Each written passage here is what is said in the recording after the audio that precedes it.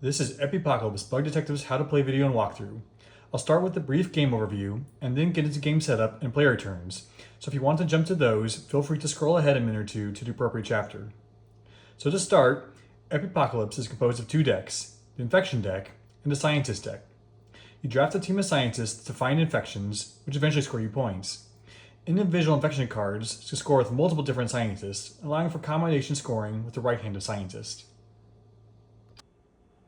A scientist card is pretty straightforward. On one side is the image of the scientist, which in the case of this prototype is still blank. On the other side is the icon or icons of the infection types that the scientist is looking for. Additionally, the card indicates how many points each matching infection card is worth. For example, the cardiopulmonologist scores 1 point for every infection card that has either the respiratory icon or the heart icon. Pretty straightforward. The entomologist, on the other hand, gives increasing points for every additional infection card it matches with. For example, 1 matching infection card is worth 1 point, but having 3 matching infection cards is worth 4 points, and 6 cards is worth 11 points.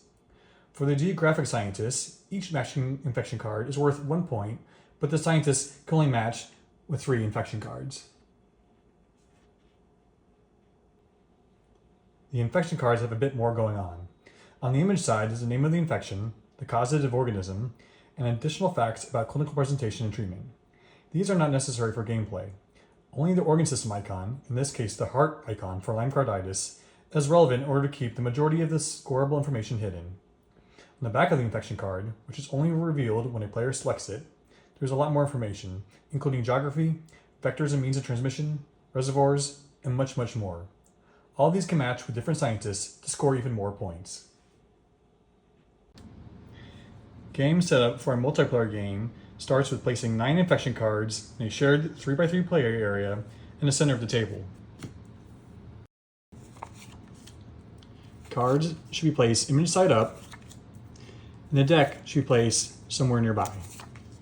Similarly, 3 scientist cards should be placed on the center of the table with its deck somewhere nearby.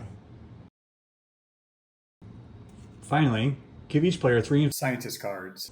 They keep 2 and discard 1. This will be their starting scientist hand with which they'll match infection cards. Now select the first player and you're ready to go. Each round begins with the first player taking one of 2 actions.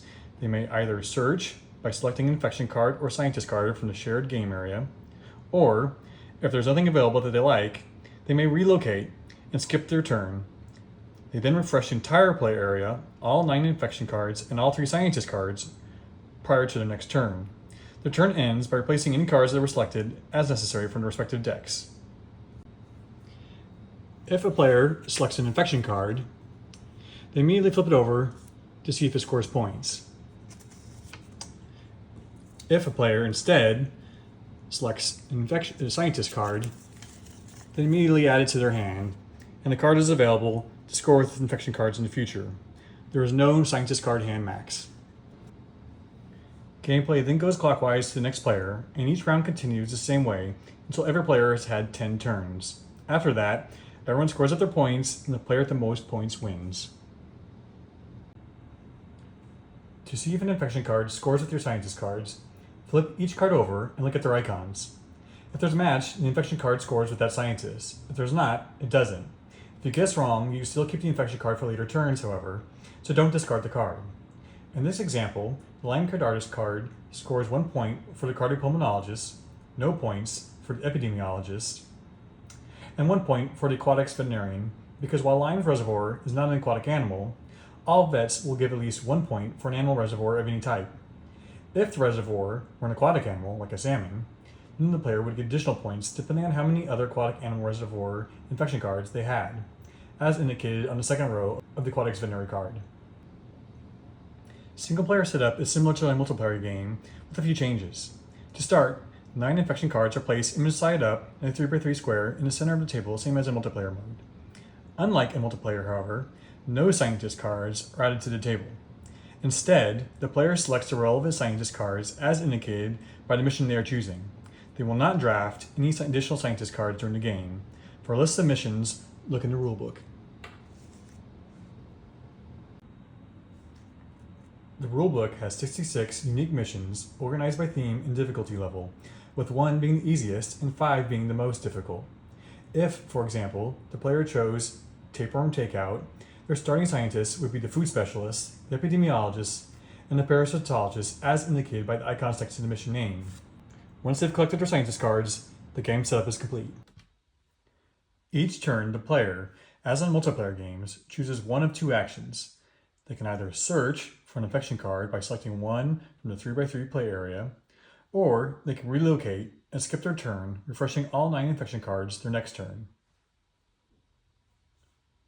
Each mission lasts until the player has searched for and identified the target number of infection cards indicated in the bullseye column. Once they reach the goal, they win. The game can also end in failure, however, if they relocate or search incorrectly 7 times. If they do win, they record their score, the total number of relocates and missed searches, in the appropriate column on the far right of their mission. In this case, if the player had relocated 3 times and searched incorrectly 1 time, then the player would mark an X on the 4 in every box to the left.